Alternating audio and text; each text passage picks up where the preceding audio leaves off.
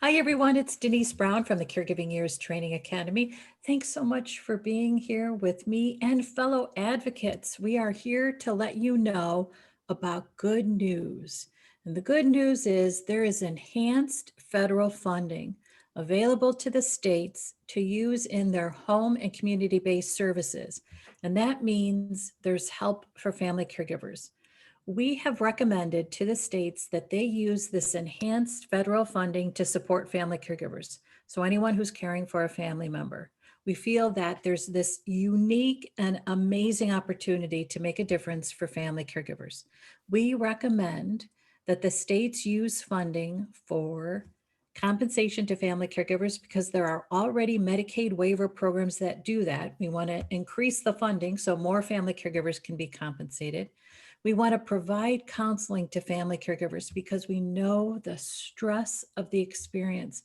We know what it's like to wake up in the middle of the night with a worry and then wonder, who can I talk this out through and with?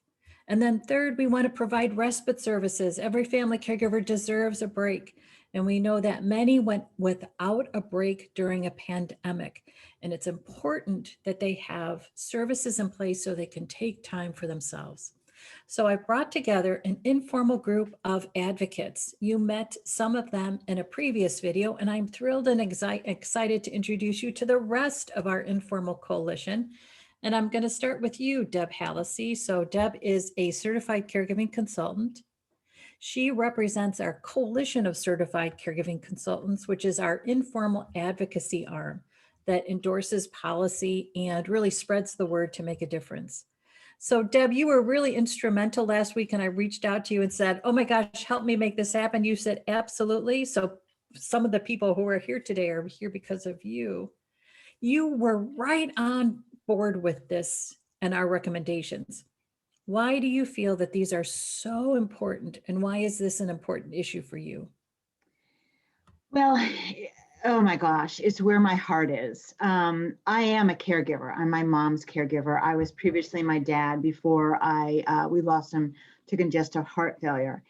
And, part of my story has to include being a certified caregiving consultant, because we are a group of professionals of men and women all across the United States who come to this work from all walks of life, but we've either been a caregiver or are a caregiver, and we truly understand. So for example, we as caregivers so often make really hard decisions about leaving work so that we can care for our loved ones. I personally lost my job due to caregiving issues. I didn't have a choice in that. So when I lost my job and lost my income, not only that, I lost the ability to save for retirement. So it was a financial hardship until I started my business and became a member of the part of the certified caregiving consultants. I'm caring for my mom. I'm in my 6th year. We had 2 wounds and an eye infection during the pandemic. And so I know the stress and the fatigue of caregiving and how important counseling is really to your mental health and your physical health. And, like any other caregiver, I just long for the rejuvenation that respite gives us. It's that ability to clear your mind and your heart so you can go right back in and pick up that mantle of caregiving again. One of the things I say all the times when I talk to people is you choose caregiving day after day. It is a choice you make daily, no matter how hard it is, no matter how joyful it might be. And for me, it's because we choose this and we need these support systems, I'm absolutely united in my belief with the other certified caregivers that these recommendations, we're committed to working for them and getting them out in front of the right people and the agencies to make a difference now. Man, this is one of the learnings that everybody's realized since the pandemic. We are in a pandemic of caregivers, and the situation is going to get worse if we don't take steps right now to do something about it. And helping to give them money so they can stay at home and care for the person, helping them to have counseling and helping them to get respite. You know what? It's the tip of the iceberg. We have to start somewhere. Absolutely. And one of the reasons that we started with these three is that we feel like these are easy for states to actually fund. We actually have a toolkit that helps you write to your state Medicaid director. And I have been doing this and actually receiving responses. So people are involved in a conversation, and we want you to add your voice in the conversation. So I'll tell you more about how you can access the toolbox before we close for today. I just want to mention something about our CCCs. We have CCCs in Canada and New Zealand, just as an FYI. So we are an international organization, which I'm always excited about. Okay, so Deb is a really great segue into Christina. She cares for her mom, and she has started a nonprofit organization in her state, the state of Washington, called Loving Them Forward. And when I reached out to Christina a few months ago and we started really getting this advocacy ball rolling, she was on board right away. And I don't think she sleeps. She is really committed to making a difference and to improving the lives of family caregivers. So, Christina, why is this so important to you? Well, thank you very much, Denise. Yeah, for me, I've been a family caregiver for my mother for 9 years now. And I know what it's like going through this, trying to do it all on your own. And so I think things like respite care, I think things like counseling is so incredibly important. I also work the hotline for Loving Them Forward, where caregivers call in. And my story, no matter how traumatic it feels to me, it is not just my story. It is the same story that I hear from all the caregivers within Clark County. I had somebody call the other day who needed help. She didn't have funding and she needed to go for respite care. She needed to go to have hip replacement surgery. And she was a caregiver for her mother. So she was putting her own health on hold in order to care for her mother. And she had no way or no resources to do that. And what we're proposing here is not only to help with the respite so caregivers can take care of themselves, but what about the stress and the confusion and the depression that comes with, I'm so overwhelmed with caring for a loved one, I can't even come and take care of myself. What about the loss they feel for their own life? And how do they create a life they're happy with while they're giving their life to somebody else? And I really feel that what we're doing, what we're proposing to people, one of the great things that came out of the pandemic is it really shined a light on where our healthcare system is broken, and the things that needed to be solved before. So now we have an opportunity to collectively speak up and say we need help, because the people who are caring for our loved ones need to be cared for. So of course I was immediately on board. Anything I can do to help a fellow caregiver, or collectively all the caregivers that are out there, I'm on board with. And I'm grateful that I get to be a part of this and Loving Them Forward as well. And I want to mention that sometimes we think, it's just me. Is my voice really that important? It is. It is that important. It is that important that you share your story and that you reach out to your state officials to let them know what this is like for you. When they have an understanding of what it's like for you, they feel the pressure to resolve some of the pressure that you have. So it's really important for you to share your voice, to really tell your story. Okay, so let's move over to Ben. So I connected with Ben last week because we have a mutual friend, Lisa B. Cap. And if you've ever met someone with a passion for helping family caregivers, it's Lisa B. Cap. So she introduced me to Ben. We had a great conversation last week. I invited him to join and he said, yes, I'm on board. What's interesting, Ben, is that you are really working to help younger adults understand hospice and how timely the right time to enter a hospice situation for a family member is. It's so important. So this is a really nice complement to what you're doing work-wise. Why was it important for you to come on board and be part of this informal coalition of advocates? Yeah, it was a no-brainer for me. Speaking with caregivers every day and my own family experiences, it made it so clear to me that it's all of these initiatives are an extension of the care that Americans get all across the country every single day. It's not just for the caregiver; it's also for the people they're caring for. More emotionally well rested and not stressed about finances caregiver will deliver much better care every day of the week. And it's obviously we're caring for caregivers as well, and to me that was obvious, but I can see talking to caregivers that are tired and stressed about finances and stressed about their own emotional well-being and where their priorities lie, that they don't even feel like they can take the best care of their loved ones, which adds another stressor. So I think, to me, it was a no-brainer. Like, this will not only alleviate a lot of issues among caregivers, but also alleviate a lot of issues among the people they're caring for, and the struggles, the like relationship struggles and just the interpersonal family struggles that get like created like inevitably from being a family caregiver.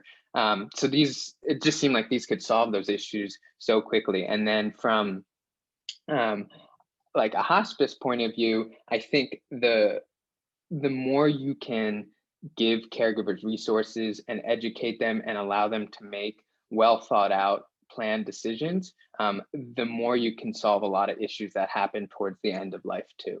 The worst situation to be in is to be stressed and making difficult decisions at the end of life, and it can really make a difference to have some level of financial help or some level of emotional help, or just 2 days off or a day off or an hour off to just think through your thoughts. So it's a no-brainer and just seems so essential to me. And I want to do everything I can to help push it forward. One of the reasons that I thought it would be so helpful for our informal group to get together is because I wanted you to meet people who are really fighting the hard fight on your behalf. Oftentimes in a caregiving experience, you can feel like it's just me trying to do my best every day, but there are people out there in the world fighting for you so that the situation is better. Okay, so I want to introduce you to three from the same organization, Caregivers of New Jersey. So Liza is the executive director, and she's brought two staff members with her. So Renata and Adeola. You know what? Adeola, excuse me. I know how to say it. It's just, Anyway, so thank you, ladies, so much for being here today. It's great to connect with you and to share your work with everybody who's watching our video. So Liza, tell us why this was so important to you to get on board.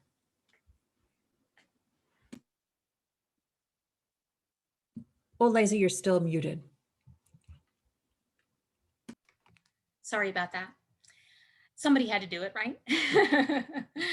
So we are a couple of reasons. One is, we are Caregivers of New Jersey. So we are really focused on connecting to caregivers to look at what their needs are, where there are gaps in services, and how we can help caregivers. The second thing I want to talk about just briefly is that New Jersey, under Governor Murphy, has established a caregiver task force that's charged with looking at the identification of available resources and needs, doing a survey of caregivers in New Jersey, and doing a series of listening sessions. And we're about halfway through at this point, but we've completed the listening sessions. And I can tell you that person after person after person talked about isolation. They talked about loneliness. They talked about the need for information about available resources, and they talked about respite. I mean, I listened to all of the listening sessions. I participated in all of them, and those were clearly the common themes. So this advocacy effort is right in line with what caregivers in New Jersey are saying they need most. And then the last reason for me personally is that I too am a caregiver. And like Christina, I've been caring for my mom for 9 years. And she's 90 years old at this point. And I will tell you that I need respite. I need respite to be able to work. I need respite for a break. I need respite for my mental health. And I can't let the opportunity to go by to say to you that in all of my fits and starts to try to prepare in my life to be able to get that kind of support, I struggled. And then I called Deb Hallisey and I said, help. And almost immediately, the resources that she gave me were helpful. And I'm very happy to say that next week, I'm going to Florida for a week to take a break. And because of Deb, I've found an agency that I've been able to work with, and we have someone coming in to stay with my mom while I'm away so that I feel confident and comfortable that she's safe. That's Awesome. Okay, so your staff is going to hold down the fort while you're gone. So They are, Adeola, they're gonna, yeah, Adeola, what would you add to what Liza just described in terms of why this is so important to you? You know, the one thing I want to add, and I'm so happy that we have Ben here on this call because, you know, it's great to see a man represented in conversations around caregiving because so much of what we see in caregiving responsibilities is that it tends to fall on the daughter, the mother, the sister, the daughter-in-law in the family. And if we look at the impact that COVID alone has had on women in the workforce. You know, globally, about 34% of women make up the workforce, but they've accounted for almost 54% of the job loss as a result of COVID. And that's just in a 1-year time frame. And that job loss is accounted to the need for the women of the household being responsible for homeschooling, responsible for any caregiving duties that have arisen as a result of the pandemic.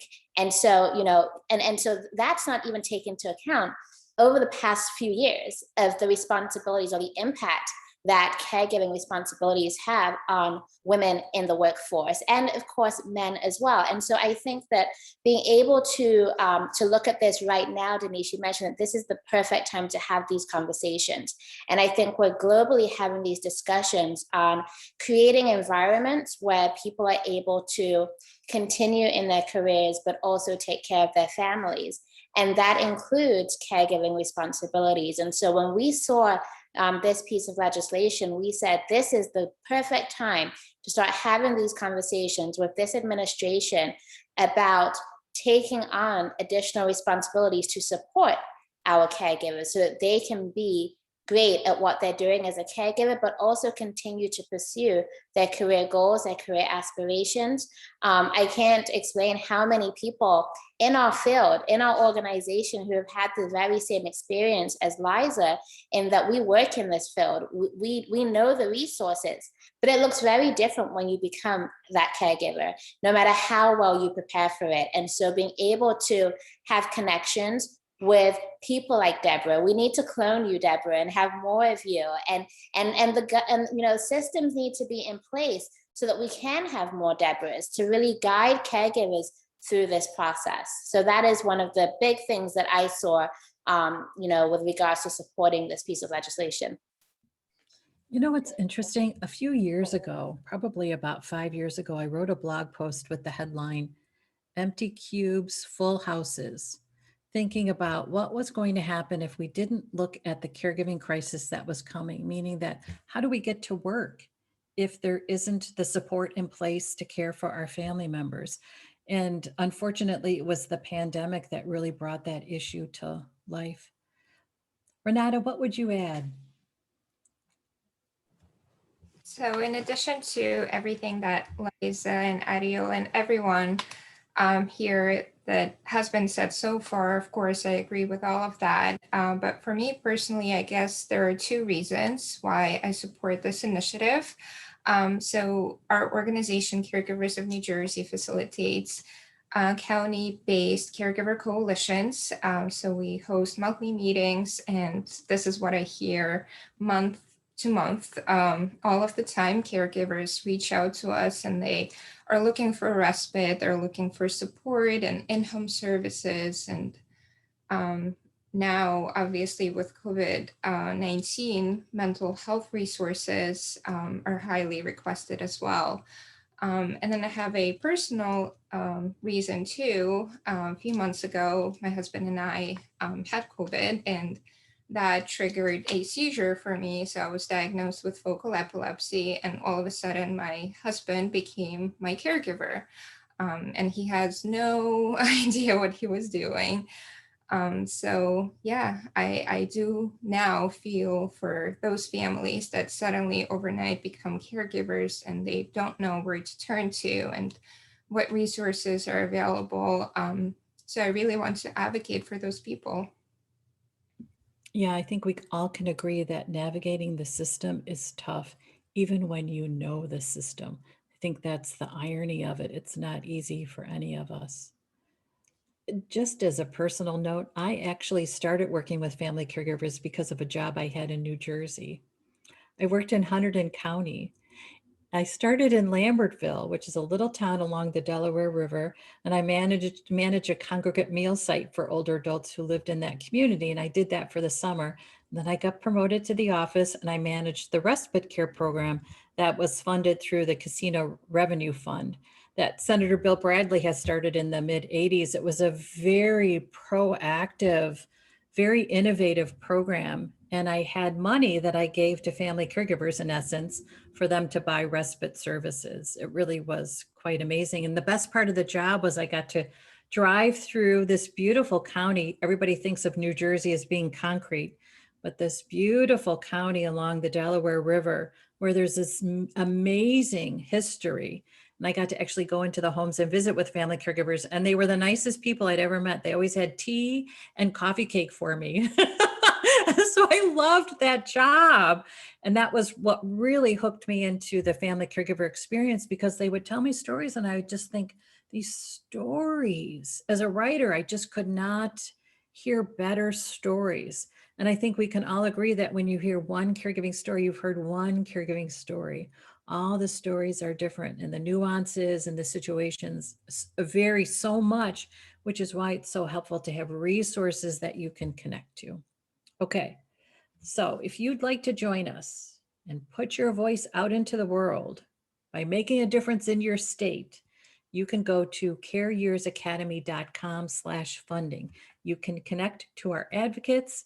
You'll find a link to our toolkit, and then you'll find messaging for emails and social media. Spread the word. Your voice matters. I'm telling you, as someone who has tried to elevate this conversation for decades, for 30 years, this is the time that people are listening. And so you've got their attention. So use it to make a difference for family caregivers in your community. You can be the difference. Okay, thanks so much to all of you for joining me today. Always great to connect and share. You all are inspiring. So grateful for all your work. And thanks to everybody for listening and watching. We so appreciate your interest, and we look forward to working together with you to make a difference. I'm Denise Brown. Thanks for watching. Bye-bye.